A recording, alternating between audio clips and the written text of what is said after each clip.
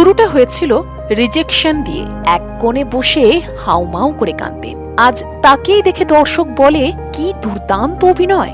এই অভিনেত্রীর জীবনের শুরুটা কিন্তু মোটেও সহজ ছিল না। কথা হচ্ছে টলিউডের জনপ্রিয় মুখ অন্বেষা হাজরাকে নিয়ে। জানেন, বর্ধমানের এই মেয়েটা একসময় স্বপ্ন দেখতেন শুধু একটাই, উচ্চ মাধ্যমিকে ভালো রেজাল্ট করেন দেবের জন্য। ভাবতেন ভালো রেজাল্ট হলে কলকাতার কলেজে ভর্তি হওয়া যাবে, আর কলকাতায় এসেই দেবকে বিয়ে করবেন। শুনতে মিষ্টি লাগলেও তখন সেটা ছিল এক কিশোরীর বড় স্বপ্ন। কিন্তু বাস্তবতা এতটাও রোম্যান্টিক ছিল না। ইন্ডাস্ট্রিতে পা রাখার পর শুরু হয় একের পর এক রিজেকশন।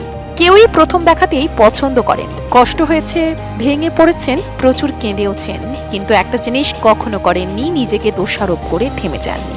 অন্বেষা ভেবেছেন নিশ্চয়ই আমার কোথাও কমতি আছে, সেটা শুধরে নিলেই আমি আরো ভালো হতে পারবো। আর এই ভাবনাটাই তাকে আলাদা করে দেয়।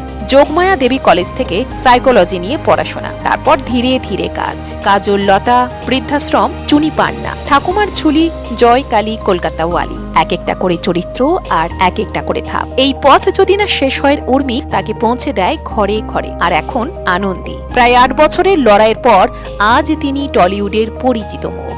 শুধু অভিনয় নয়, নিজের স্বভাব, ব্যবহার এবং মাটিতে পা রেখে চলার জন্য অন্বেষা আজ দর্শকের কাছে ভীষণ প্রিয়। কিন্তু টলিপাড়ায় একটাই প্রশ্ন প্রায়ই ঘোরে, অন্বেষার মনের মানুষকে। নানান নায়কের সঙ্গে নাম জুড়েছে, গুঞ্জন হয়েছে অনেক, কিন্তু শিলমোহর একটাও নয়। নিজের মুখে বলেছেন প্রেমের চেয়ে পরিবারের সিদ্ধান্তে তিনি বিশ্বাসী। আপাতত বাবার দেখা ছেলেকে বিয়ে করার প্ল্যান। তবে হ্যাঁ, মনের মানুষ সম্পর্কে একটাই চাওয়া, সে যেন বিশ্বস্ত হয়। রিজেকশন, কান্না, লড়াই সব পেরিয়ে আজকের অন্বেষা হাজরা। এই গল্পটা লড়াইয়ের, নিজের উপর বিশ্বাস রাখার। আচ্ছা, অন্বেষার অভিনয় আপনাদের কেমন লাগে? অন্বেষা অভিনীত কোন চরিত্রটা আপনার সবচেয়ে প্রিয়? লিখে ফেলুন কমেন্টে।